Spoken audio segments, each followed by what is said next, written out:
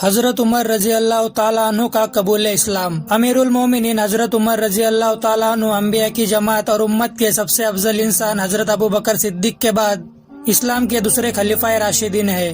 جب حضور پاک صلی اللہ علیہ وسلم نے اپنے آخری نبی ہونے کا اعلان فرمایا اور مکہ والوں کو اسلام کی دعوت پیش کی تو آپ کے مکہ میں بہت سے دشمن ہو گئے اور یہ لوگ روز ایک مسلمان کو پکڑتے تھے اور انہیں مارتے تھے۔ اس میں حضرت عمر بھی ہوتے تھے۔ اس وقت جو لوگ اسلام قبول کر رہے تھے وہ لوگ کمزور تھے، ضعیف تھے، غریب لوگ تھے، ان کو بہت مارا جاتا تھا۔ ان مارنے والوں کی جماعت میں سردار کی حیثیت رکھتے تھے حضرت عمر۔ کئی دن تک یہ سلسلہ چلا، تقریباً 7 سال تک۔ نبوت کا 7واں سال تھا جب حضرت عمر نے دیکھا کہ کمزوروں کے ساتھ ساتھ اب بڑے لوگ بھی اسلام قبول کر رہے تھے، تو حضرت عمر نے فیصلہ کیا کہ ان کمزوروں کو مارنے کی بجائے حضور پاک صلی اللہ علیہ وسلم کو ہی شہید کیا جائے۔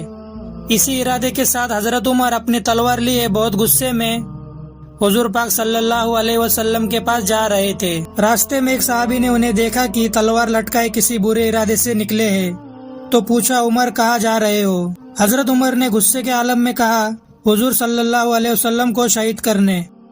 تو انہیں روکنے کے لیے صحابی نے کہا عمر تم اپنی بہن اور بہنوئی کی تو خبر لے لو، وہ بھی تو مسلمان ہوئے ہیں۔ حضرت عمر اسی غصے کے عالم میں اپنے بہن کے گھر آئے۔ گھر کا دروازہ بند تھا اور اندر سے قرآن کی تلاوت کرنے کی آواز آ رہی تھی۔ اس وقت ایک صحابی حضرت عمر کی بہن اور بہنوئی کو قرآن پڑھا رہے تھے۔ حضرت عمر باہر سے ہی سنتے رہے اور زور سے دروازے کو دھکا دیا کہ دروازہ کھولو۔ ان کی بہن فاطمہ نے محسوس کر لیا کہ عمر آئے ہیں تو ان صحابی کو اندر چھپا دیا۔ دروازہ کھولتے ہی حضرت عمر نے پوچھا کہ تم سب ہمارے دین کو چھوڑ کر باطل دین میں گئے ہو؟ ان کی بہن نے جواب دیا کہ باطل دین میں گئے نہیں، باطل دین کو چھوڑ کر حق دین میں آئے ہیں۔ غصے میں حضرت عمر اپنے بہنوئی کو اتنا مارے کہ ان کو زمین پر لیٹا دیا، پھر اپنی بہن کو اتنا مارے کہ ناک سے خون آ گیا۔ سگی بہن کو اتنا مارنے کے بعد پھر دل میں خود کو رحم آ گیا، پھر اپنی بہن کو اٹھائے اور کہا تم لوگ واپس آؤ گے یا نہیں؟ ان کی بہن نے اتنی مار کھانے کے بعد کہا عمر کہاں واپس آنے کی بات کر رہے ہو، ہم اب اصلی گھر آئے ہوئے ہیں۔ ان کی بہن کی یہی استقامت اور قرآن کی تلاوت حضرت عمر کے بدلنے کا سبب بنا۔ حضرت عمر نے پوچھا کہ اندر جو گھر میں پڑھا جا رہا تھا وہ کیا تھا؟ ان کی بہن نے کہا وہ قرآن پاک کی تلاوت تھی۔ حضرت عمر نے کہا سناؤ، تو ان کی بہن نے کہا عمر تم ابھی پاک نہیں ہو، غسل کر لو، پھر میں قرآن تمہارے ہاتھ میں دوں گی یا قرآن تمہیں سناؤ گی۔ حضرت عمر پاک ہونے کے بعد ان کی بہن قرآن کی تلاوت کرنے ہی جا رہی تھی کہ جو صحابی اندر چھپے تھے وہ باہر آئے۔ حضرت عمر کا مزاج ٹھنڈا دیکھ کر وہ قرآن پاک کی تلاوت کرنا شروع کرتے ہیں۔ سورہ طٰہٰ کی آیتیں سن کر حضرت عمر کے آنکھوں میں آنسو آنا شروع ہو گئے۔ حضرت عمر نے کہا مجھے حضور کے پاس لے چلو۔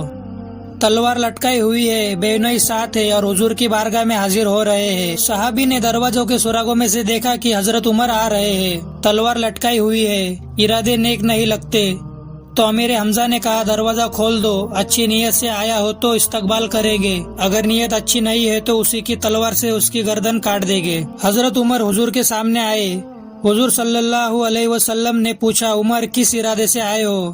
حضرت عمر تلوار زمین پر رکھتے ہیں اور کہتے ہیں اللہ اور اس کے رسول کے پیچھے چلنے آیا ہوں۔ اس بات پر حضور صلی اللہ علیہ وسلم اتنا خوش ہوئے کہ حضور پاک نے 3 مرتبہ تکبیر بلند فرمائی، اللہ اکبر، اللہ اکبر، اللہ اکبر، اور صحابہ اکرام حضور کے آواز سے آواز ملا کر تکبیر بلند کیے تو مکہ کی گلیاں گونجنے لگی۔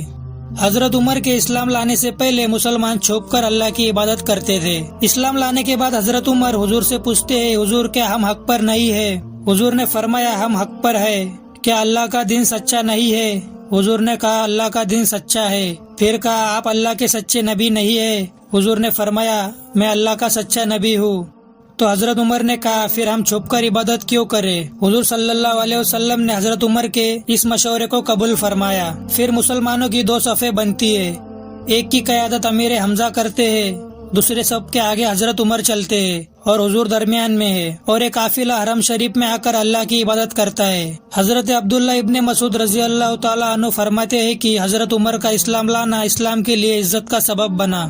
حضرت عمر ایمان لانے کے بعد ایک ایک کا دروازہ کھٹکھٹا کر کہتے ہیں کہ میں نے اسلام قبول کیا۔ حضور پاک صلی اللہ علیہ وسلم نے فرمایا جب اچھے لوگوں کا ذکر کرو تو میرے عمر کا ذکر بھی کرو، میرے عمر کی زبان پر حق بولتا ہے۔ ایسے اسلامک واقعہ سننے کے لیے ہمارے چینل کو سبسکرائب کر دو۔